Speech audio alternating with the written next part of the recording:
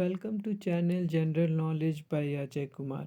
आज हम इस वीडियो में एसएसटी क्लास 10th का मॉडल पेपर सेट 2 को डिस्कस करेंगे। इससे पहले के वीडियो में हम लोग सेट 1 को डिस्कस कर चुके हैं, जो कि जैक के द्वारा मॉडल पेपर जारी किया गया है, उसका सेकंड वीडियो है। इससे पहले के वीडियो में 40 MCQ डिस्कस कर चुके हैं। ये नेक्स्ट 40 MCQs इस वीडियो में हम लोग डिस्कस करेंगे। अगर आप फर्स्ट टाइम इस वीडियो को देख रहे हैं या चैनल में फर्स्ट टाइम आ रहे हैं तो इस चैनल को सब्सक्राइब कर दीजिए और बेल आइकन को दबा दीजिए। और वीडियो अगर अच्छा लगेगा तो वीडियो को शेयर कर दीजिएगा और वीडियो को लाइक ज़रूर कीजिएगा। तो देरी ना करते हुए इसको फर्स्ट शुरू स्टार्ट करते हैं इसका क्वेश्चन को, जो कि पहला क्वेश्चन है। आप अगर पहले वीडियो नहीं देखे हैं सेट 1 को तो पहले उस सेट 1 को देख लीजिए। प्लेलिस्ट में उसका दिया हुआ है, क्लास 10th मॉडल पेपर करके प्लेलिस्ट है, उसमें आप पहले उस वीडियो को आप देख लीजिए, उसमें सारा डिटेल्स बताया गया है। और ये नेक्स्ट वीडियो है। इसमें पहला क्वेश्चन है 1779 या 89 ईस्वी में फ्रांस की क्रांति के समय किसका शासन था। तो आपको फर्स्ट सेट में भी बताए थे कि कुछ क्वेश्चन 9 से लिया गया है, कुछ क्वेश्चन 11-12 से भी लिया गया है और 10th का भी है। 10th का मैक्सिमम है, बट कुछ कुछ क्वेश्चन बाहर से लिया गया है, सिर्फ बेसिक नॉलेज के लिए कि आप 9 क्लास में अच्छे से पढ़े हैं कि नहीं। ऐसे तो नहीं देना चाहिए, बट दिया गया तो उसके लिए कुछ किया नहीं जा सकता। बस अच्छा से आप लोग तैयारी कर सकते हैं। जितने भी मॉडल पेपर है, 5 मॉडल पेपर सेट जारी किया गया, उसको अगर आप कर लेंगे तो 80 to 90% सारा चीज़ कवर हो जाएगा। और उससे रिलेटेड जिस जिस टॉपिक से इस मॉडल पेपर में क्वेश्चन पूछा जा रहा, उसको अगर आप अच्छे से अगर उस टॉपिक को क्लियर कर लेते हैं पढ़ के, तो फिर कोई प्रॉब्लम नहीं होगा। 40 MCQ जो दिसंबर में 17 दिसंबर में भी 5 या 17 दिसंबर के बीच में जो एग्ज़ाम होगा 40 MCQs का, उसमें आप सारा कर पाएंगे। और ये जो फर्स्ट टर्म एग्ज़ाम हो रहा, फिर सेकेंड टर्म एग्ज़ाम हो रहा, फर्स्ट टर्म एग्ज़ाम में टोटल 40 MCQs होगा, सेकेंड टर्म एग्ज़ाम में वेरी शॉर्ट और शॉर्ट क्वेश्चन का एग्ज़ाम होगा आपके स्कूल में। तो ये दिसंबर के लिए जो सिर्फ ऑब्जेक्टिव पूछा जा रहा है, उसके लिए जैक मॉडल पेपर जारी किया है। तो पहला क्वेश्चन पूछ रहा है कि 1789 में फ्रांस की क्रांति के समय में किसका शासन था। तो 1789 के समय में शासन लुइस 16 का शासन था। तो ऑप्शन ग इसका सही हो जाएगा। नेक्स्ट क्वेश्चन है, द स्पिरिट ऑफ लॉ नामक पुस्तक का लेखक कौन है। तो इसका ऑप्शन ख इसका सही हो जाएगा, मॉन्टेस्क्यू। नेक्स्ट क्वेश्चन है, यह किसका कथन है, जब फ्रांस सीखता है तो बाकी यूरोप को सर्दी जुकाम हो जाता है। तो यह ऑप्शन क इसका सही हो जाएगा, मेटरनिक। मेटरनिक ने कहा था कि जब फ्रांस सीखता है तो बाकी यूरोप को सर्दी जुकाम हो जाता है। नेक्स्ट क्वेश्चन है, जर्मनी का एकीकरण कब पूरा हुआ था। तो इसका ऑप्शन ग इसका सही हो जाएगा, 1781। नेक्स्ट क्वेश्चन है, फ्रेडरिक सोरियो कौन था। तो फ्रेडरिक सोरियो एक फ्रांसीसी चित्रकार था। नेक्स्ट क्वेश्चन है, गांधी जी दक्षिण अफ्रीका कब गए। तो गांधी जी दक्षिण अफ्रीका 1893 ईस्वी में गए। नेक्स्ट क्वेश्चन है, चौरी चौरा में हिंसात्मक घटना कब हुआ। तो चौरी चौरा में हिंसात्मक घटना 5 फरवरी 1922 ईस्वी में हुआ। नेक्स्ट क्वेश्चन है, रॉलेट एक्ट कब पारित हुआ। तो रॉलेट एक्ट 1919 में पारित हुआ था। ऑप्शन ख इसका सही हो जाएगा। नेक्स्ट क्वेश्चन है, वंदे मातरम गीत किस पुस्तक से लिया गया है। तो वंदे मातरम गीत आनंद मठ पुस्तक से लिया गया। ऑप्शन क इसका सही हो जाएगा। नेक्स्ट क्वेश्चन है, बापू किन्हें कहा जाता। तो ये तो बहुत इजी क्वेश्चन है, बट दिया गया है। तो ऐसे भी जैक झारखंड बोर्ड में या जैक बोर्ड में क्वेश्चन उतना घुमा के नहीं पूछा जाता, एकदम सीधा एकदम सिंपल क्वेश्चन पूछा जाता है, जो कि बहुत इजी है। अगर कोई बच्चा अगर जनरली भी अगर अच्छा से पढ़ेगा तो उसको कोई प्रॉब्लम नहीं होने वाला है। तो इसका ऑप्शन ख इसका सही हो जाएगा, महात्मा गांधी को बापू कहा जाता है। नेक्स्ट क्वेश्चन है, देखिए टोटल इसमें 40 क्वेश्चन है, तो 10 क्वेश्चन हिस्ट्री से है, इतिहास से 10 क्वेश्चन, ज्योग्राफी से है, भूगोल से 10 क्वेश्चन है, पॉलिटिकल साइंस से यानी कि राजनीतिक शास्त्र, और 10 क्वेश्चन है इकोनॉमिक्स से, अर्थशास्त्र से।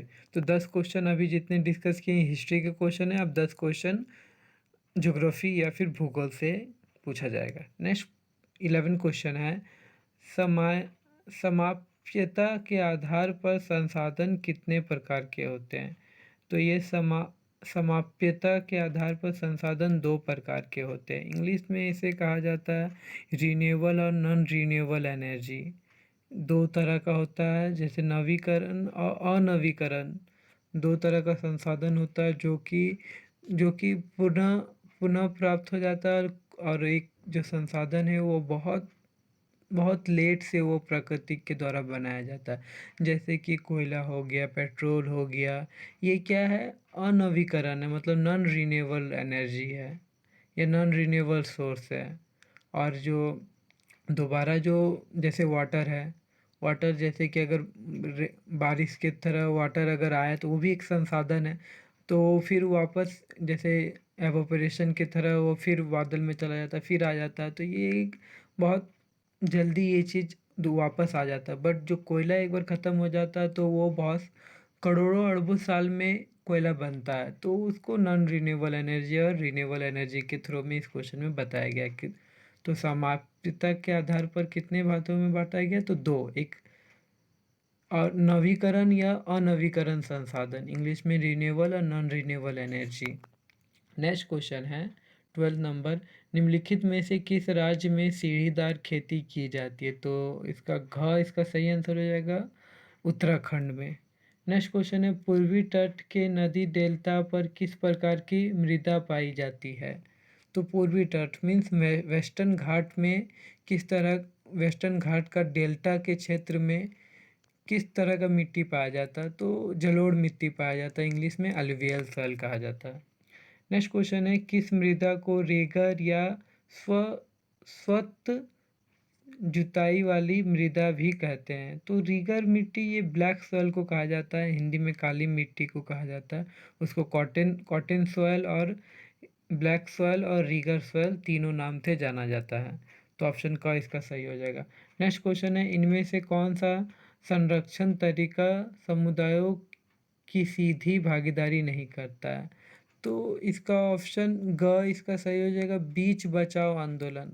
तो इसके अलावा जो भी है संयुक्त वन प्रबंधन या चिपको आंदोलन या वन्य जीव पशु विहार का परिसीमन, ये तीनों जो है क ख और घ, ये क्या है? ये समुदायों की सीधी भागीदारी से होता है। बट जो बीच बचाओ आंदोलन है, यह इसका सही उत्तर हो जाएगा कि ये बीच बचाओ आंदोलन ये नहीं होता समुदाय की भागीदारी से। नेक्स्ट क्वेश्चन है, भारत जैव विविधता में समृद्ध देश है, विश्व की कितनी प्रतिशत उपजाति भारत में पाई जाती है? तो उपजाति मतलब शेड्यूल्ड ट्राइब्स, तो ऑप्शन का इसका सही हो जाएगा 8%। ऐसे तो अगर इस पूरी डिटेल में अगर आप पढ़ेंगे तो 8.14% पाया जाता है उपजाति भारत में। नेक्स्ट क्वेश्चन है, भारतीय वन्य जीव अधिनियम कब लागू हुआ था? Wild life protection act English में कहा जाता है, तो ये 1972 में लागू हुआ था, वाइल्ड लाइफ प्रोटेक्शन एक्ट, भारतीय वन्य जीव रक्षण अधिनियम। नेक्स्ट क्वेश्चन है, भारत में बहुउद्देश्य नदी परियोजना को आधुनिक भारत का मंदिर किसने कहा था? तो भारत में बहुउद्देश्य नदी परियोजना को आधुनिक भारत का मंदिर जवाहरलाल नेहरू ने कहा था। तो ऑप्शन ग इसका सही हो जाएगा। नेक्स्ट क्वेश्चन है, दामोदर नदी घाटी परियोजना किस राज्य में स्थित है? तो ये झारखंड में स्थित है। नेक्स्ट क्वेश्चन है, सरदार सरोवर बांध में से कौन सा राज्य प्रभावित होता है? तो महाराष्ट्र, गुजरात, मध्य प्रदेश, ये तीनों राज्य सरदार सरोवर डैम से प्रभावित होता है, तो इनमें से सभी इसका सही हो जाएगा। नेक्स्ट क्वेश्चन है, औसत आय प्रति व्यक्ति आय की गणना किस प्रकार अब 20 नंबर तक हो गया, तो ये क्या हो गया, ज्योग्राफी या भूगोल का क्वेश्चन समाप्त हो गया। अब क्या है, पॉलिटिकल साइंस या सिविक्स या फिर राजनीतिक शास्त्र का क्वेश्चन अब 10 को होगा। तो नेक्स्ट क्वेश्चन 21 क्वेश्चन है, औसत आय या प्रति व्यक्ति आय की गणना किस प्रकार की जाती है, एवरेज इनकम या फिर पर कैपिटा इनकम। तो किस प्रकार की जाती है, देश के कुल आय डिवाइड में देश की कुल जनसंख्या। तो क इसका सही हो जाएगा। नेक्स्ट क्वेश्चन है, विभिन्न देशों के वर्गीकरण करने के लिए विश्व बैंक की मापदंड का प्रयोग करता है। तो विश्व बैंक, जैसे कि अगर देश को डेवलप्ड या डेवलपिंग या विकास या विकासशील देश कहा जाता है, तो विश्व बैंक सिर्फ एक ही प्रक्रिया पर मापदंड करता है, जो कि है प्रति व्यक्ति आय। किस देश में कितना प्रति व्यक्ति आय है, उससे विश्व बैंक उस देश को डेवलप्ड या अंडर डेवलप्ड या विकासित या फिर विकसित देश का मतलब मानता है। तो विश्व बैंक प्रति व्यक्ति आय मीन्स एवरेज इनकम या फिर पर कैपिटा इनकम को कंसिडर करता है मापने के लिए कि कौन सा देश ज़्यादा गरीब, कौन सा देश ज़्यादा डेवलप्ड है, कौन सा देश ज़्यादा डेवलप्ड नहीं है।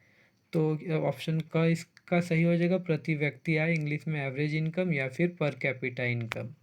नेक्स्ट क्वेश्चन है, नवीकरणीय संसाधन का उदाहरण है। नवीकरणीय संसाधन, ये तो भूगोल का क्वेश्चन है बट इसमें आ गया। तो नवीकरणीय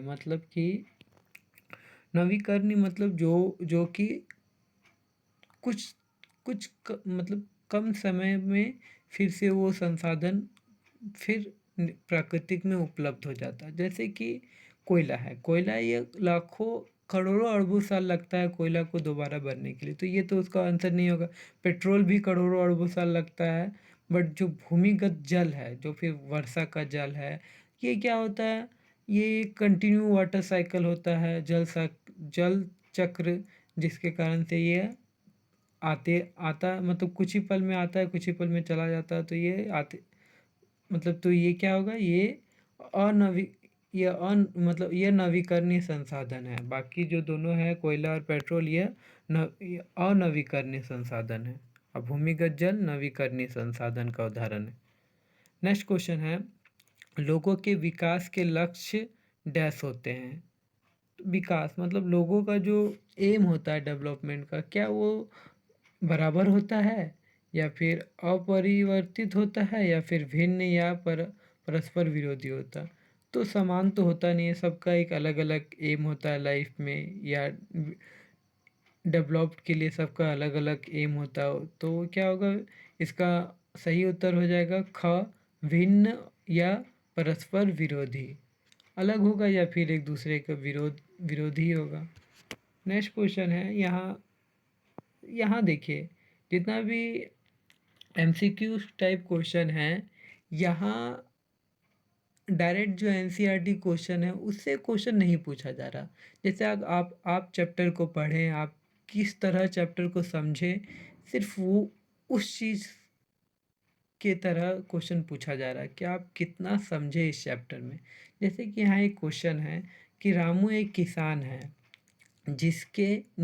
जिसने अधिशेष गेहूं को एक आटा मिल के मालिक को 10 रुपये प्रति ग्राम की दर से बेचा। मिल मालिक ने बिस्कुट कंपनी को आटा 15 रुपये प्रति किलोग्राम से की दर से बेचा। बिस्कुट कंपनी ने आटे के साथ चीनी एवं तेल जैसी चीज़ें का उपयोग कर बिस्कुट के 4 पैकेट बनाई और बाजार में उपभोक्ताओं को 80 रुपये में 20 रुपये प्रति पैकेट बिस्कुट बेचा। सकल घरेलू उत्पाद की गणना में उपयुक्त में से किस वस्तु के मूल्य को लिया जाएगा। तो देखिए, यहाँ जो टोटल पैराग्राफ टाइप का इसमें क्वेश्चन कहा जा रहा है कि एक किसान है, वो क्या कर रहा है कि गेहूँ एक केजी गेहूँ वो अगर कंपनी में देता है, कोई कंपनी में, तो वो कितना 10 रुपये किलोग्राम में वो देता, 10 रुपये केजी। बट वही जो एक कंपनी है उसको, वो बिस्कुट कंपनी को वो 15 रुपये किलोग्राम में वो देता है बिस्कुट कंपनी को बिस्कुट बनाने के लिए। और वो बिस्कुट कंपनी क्या करता है, उस आटे को चीनी, तेल का मिश्रण से वो बिस्कुट तैयार करता है और 80 रुपये में वो 20 रुपये प्रति, मतलब चार चार बिस्कुट के पैकेट को बेचता है 20 रुपये करके। तो बिस्कुट बेच तो यहाँ क्या बोल रहे, बिस्कुट बेचा। तो सकल घरेलू उत्पाद, इसको जीडीपी कहा जाता है इंग्लिश में, जीडीपी ग्रॉस डोमेस्टिक प्रोडक्ट, की गणना में किस वस्तु का मूल्य को लिया जाएगा। क्या वो किसान जो बेचा उसको लिया जाएगा, या फिर जो कंपनी बिस्कुट कंपनी को दिया उसको लिया जाएगा, या फिर बिस्कुट कंपनी जो मार्केट में बेचा 20 रुपये बिस्कुट का उसको लिया जाएगा। तो गेहूं का, या फिर आटा का, या चीनी एवं तेल का, या बिस्कुट का। तो इसका ऑप्शन घ इसका सही हो जाएगा, बिस्कुट का। इसके पहले भी के सेट में हमने बताया था कि जीडीपी में या फिर सकल घरेलू उत्पाद में अंतिम वस्तु का मूल्य को जीडीपी में काउंट किया जाता है। तो इसका घ इसका सही हो जाएगा, बिस्किट। नेक्स्ट क्वेश्चन है, विनिर्माण की क्रिया किस क्षेत्र का भाग है। विनिर्माण मतलब कि जैसे कि इकोनॉमिक्स में 3 तरह का सेक्टर या चौथा सेक्टर भी होता है, 3 तरह का सेक्टर है। उसमें से पहला होता है प्राइमरी या प्राथमिक क्षेत्र, द्वितीय या सेकेंडरी क्षेत्र, या टर्सरी या सेवा क्षेत्र, जिसको सर्विस सेक्टर भी कहा जाता है। तो अगर तीनों सेक्टर को अगर आप अच्छे से पढ़े होंगे तो उसमें आपको पता चलेगा कि प्राइमरी सेक्टर में कोई भी चीज़ प्रोड्यूस होता है नेचुरल, सेकेंडरी सेक्टर में भी प्रोड्यूस होता है, बट जो टर्टरी सेक्टर है जो कि सेवा क्षेत्र कहा जाता है या सर्विस सेक्टर कहा जाता है, उसमें कोई भी वस्तु का प्रोडक्शन नहीं होता है। उसमें क्या होता है, सिर्फ सर्विस किया जाता है। तो इसमें विनिर्माण, अगर निर्माण की प्रक्रिया, तो अगर इसमें निर्माण का बात वो कहता तो प्राइमरी और सेकेंडरी सेक्टर का आता, जैसे द्वितीय या कृषि एवं सहायक। बट यहाँ पूछ रहा है विनिर्माण, मतलब जिसमें निर्माण नहीं होता है। तो इसमें क्या हो जाएगा, सेवा क्षेत्र में निर्माण नहीं होता है। विनिर्माण, अगर निर्माण पूछता तो कृषि एवं सहायक, या फिर द्वितीय, या फिर प्राकृतिक। बट यहाँ तो विनिर्माण कहा गया, तो इसमें क इसका सही उत्तर हो जाएगा, सेवा। नेक्स्ट क्वेश्चन है, इसमें भी कंसेप्ट बेस्ड क्वेश्चन है, नॉर्मल क्वेश्चन है। अगर अच्छे से चैप्टर को समझे होंगे तो कोई प्रॉब्लम नहीं होगा ये सब क्वेश्चन में, बहुत इजी क्वेश्चन है। जैसे यहाँ एक क्वेश्चन पूछा जा रहा है कि अनीता एक साड़ी की दुकान में काम करती है, जहाँ जहाँ सवैतनिक अवकाश का कोई प्रावधान नहीं है, जबकि सीता एक सरकारी अस्पताल में नर्स है, जहां उसे वर्ष में कुछ दिन सवैतनिक अवकाश मिलता है। इन इन दोनों में से किसका कार्य क्षेत्र संगठित है और किसका असंगठित है। तो इसमें क्वेश्चन कह रहा है कि अनीता और एक सीता, दो लड़की है। एक लड़की साड़ी की दुकान में काम करती है जो कि गवर्नमेंट नहीं है, ऐसे प्राइवेट है। तो और एक सीता एक नर्स में काम करती है। तो किसका सेक्टर संगठित है और किसका असंगठित है। तो जितने भी, तो इसमें क्या हो गया, तो जो सरकारी काम है वो क्या होता है, एक ऑर्गेनाइज सेक्टर कहा जाता है, ऑर्गेनाइज क्षेत्र कहा जाता है। तो इसका उत्तर हो जाएगा कि अनीता एक असंगठित है और सीता संगठित है। तो का इसका सही उत्तर हो जाएगा। अगर आप इकोनॉमिक्स में पढ़े होंगे, अगर इंग्लिश मीडियम में है तो ऑर्गेनाइज और अनऑर्गेनाइज सेक्टर के बारे में आप डिटेल से पढ़ लीजिए, इसके बारे में आपको समझ में आ जाएगा।